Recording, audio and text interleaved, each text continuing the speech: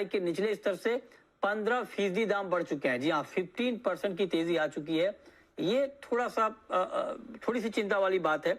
इस पर बात करने के लिए हमारे साथ दो एक्सपर्ट हैं। संदीप बजोरिया हैं, सीईओ हैं सनविन ग्रुप के, और साथ ही हमारे साथ सुधाकर देसाई हैं, प्रेसिडेंट हैं IBPA के। आप दोनों का बहुत बहुत स्वागत है। देसाई जी, पहला सवाल आपसे ये कि चूंकि आप तो ऑयल बिजनेस में बहुत क्लोजली जुड़े हुए हैं और आप लोग तो रिटेल प्राइस भी घटाते बढ़ाते रहते हैं, ये जो बढ़ोतरी अभी हुई है जुलाई के लो से 15% की, कंज्यूमर पर आप लोग पास ऑन करेंगे या नहीं करेंगे? जैसा सबसे पहले हैप्पी दीपावली आपको भी सर, आपको भी। ऑडियंस, तो आपने बोला ऑयल में जुड़े हुए हैं, तो हम तो ऑयल में डूबे रहते हैं, ओके, हमेशा।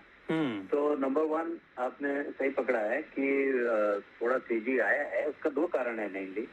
एक तो 2-3 कारण है। एक तो थोड़ा फ्लडिंग का न्यूज है इंडोनेशिया में, और एक यूक्रेन कॉरिडोर के बारे में आपने सुना है कि वो बंद होने वाला है। सनफ्लावर ऑयल में फिर से दिक्कत आ सकता है। करेंसी 10% घटा है, 72-73 से अभी 82.5 है।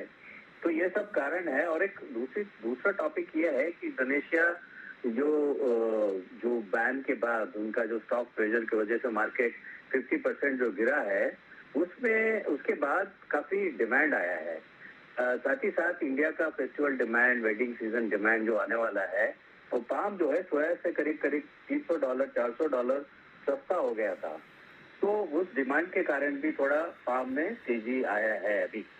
तो ये सब कारण है बेसिकली। और डोमेस्टिक पाइपलाइन जो अभी आप थोड़ी देर पहले बात कर रहे थे, कमोडिटी लेने के बाद काफी रिस्क होता है।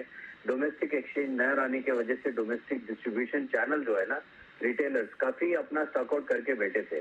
तो पिछले 1 महीने में उन्होंने काफी माल लिया है, कपल्ड विथ फेस्टिवल डिमांड। तो ये सब पाम का तेजी का कारण बना है अभी। अच्छा, नहीं, तेजी का कारण तो बना है। चलिए फिर मैं जो सवाल मैंने आपसे पूछा उसका जवाब आपने नहीं दिया, मैं आपसे दोबारा आऊंगा। लेकिन संदीप जी भी हमारे साथ जुड़े हैं। बजोरिया जी, आप बताएं सर, आप तो ग्लोबल मार्केट को बहुत क्लोजली ट्रैक कर रहे हैं। क्या ये जो अभी की तेजी है ये टेम्पररी है या ग्लोबल हालात बदल गए हैं और ये तेजी अभी बढ़ सकती है?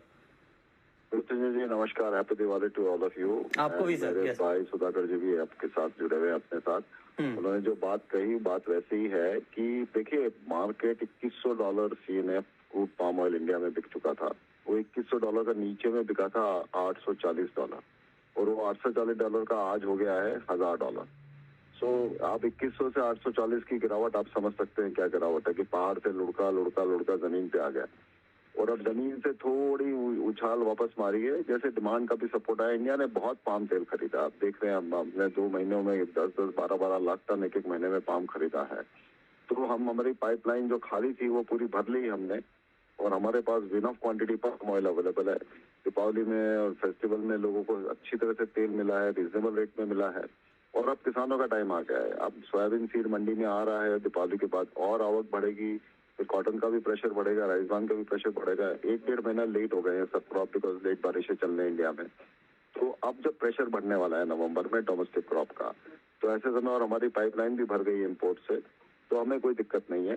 थोड़ी प्राइस की रिकवरी अच्छा ही हो गई है। उससे सोयाबीन का दाम, आप इंदौर में थे सोपा के फंक्शन में, उस दिन बात हो रही थी कि भैया 4800 रुपये सोयाबीन का दाम हो गया। कुछ लोग कह रहे थे 4400 हो जाएगा, कुछ कह रहे थे 4000 हो जाएगा।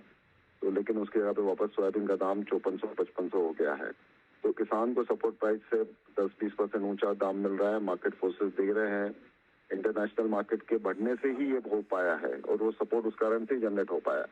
तो ये तो इक्विलिब्रियम ऑटोमेटिक जनरेट हो गया मार्केट फोर्सेस से, कि भाई किसान को, ये जो दाम बढ़े हैं ये किसानों के लिए अच्छा हुआ है, किसानों को अच्छा भाव मिलने में इससे मदद मिलेगी।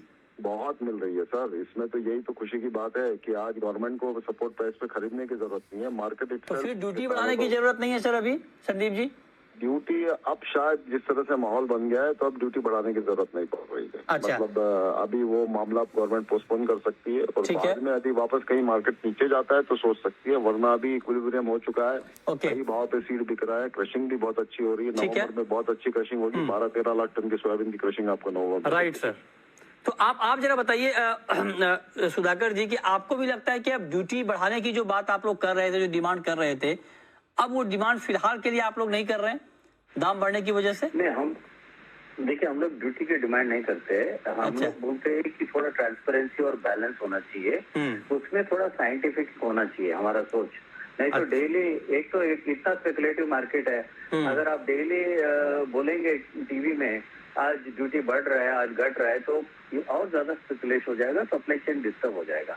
हम बोल रहे हैं कि साइंटिफिकली सोचे, एक एमआरपी है, एक कंज्यूमर प्राइस है, और इतना एमआरपी से इतना ऊपर जाने तक हमको ड्यूटी को ज्यादा छेड़छाड़ करना नहीं है।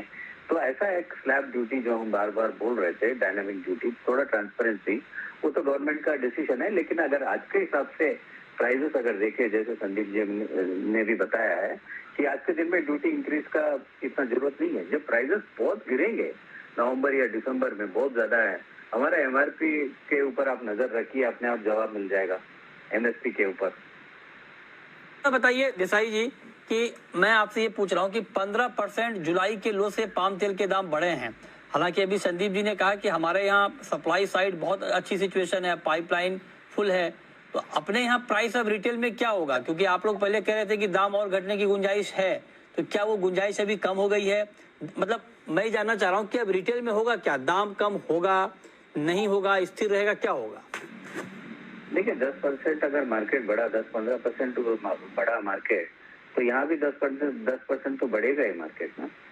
तो अच्छा, सप्लाई सोर्स तो वही है।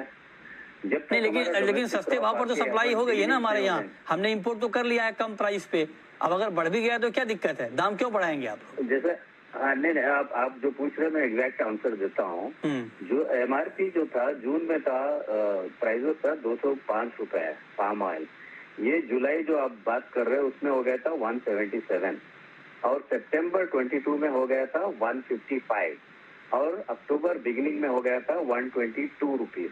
ओके, तो अभी जब 10% बढ़ेगा तो आप समझ लीजिए 10-12 रुपए बढ़ेगा, तो लेकिन उससे तो और भी मार्केट अच्छा इक्विलिब्रियम बनी रहेगा ना। तो जब मार्केट गिरा तो सभी लोगों ने गिराया मार्केट, लेकिन अभी 10-15% बढ़ता है तो अच्छा है। तो जैसे संदीप जी भी बता रहे थे, तो फार्मर के लिए तो अभी तो अच्छा है हार्वेस्ट टाइम में। चलिए, आप ड्यूटी जब बढ़ाओगे तो पूरा साल नहीं, हार्वेस्ट टाइम में जब सपोर्ट मिलता है तो उस बात को हम ज्यादा करना नहीं। ठीक है, बहुत शुक्रिया देसाई जी आपका, बजोरिया जी आपका हमारे साथ जुड़ने के लिए। Please like and subscribe IVPH channel.